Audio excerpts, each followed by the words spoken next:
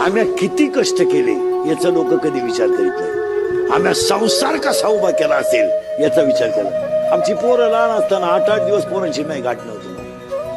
आणि आता लोक इतके खाली गेलेत की माझ्या मुलीच्या अंगात कपडे कसे याच्यावर लोकांची कमेंट्स आहे. याच्यापेक्षा काय वाईट पाहिजे. आता 4 दिवसापासून माझ्या मुलीच्या अंगातल्या कपड्यावर लोकांनी बातम्या तयार केल्या. पण तिच्या बापान मला द्यावं घोडे, तुम्ही मला घोडे लावा, माझा पिंड गेलाय. माझ्या मुलाचा मुलीचा काय दोष आहे.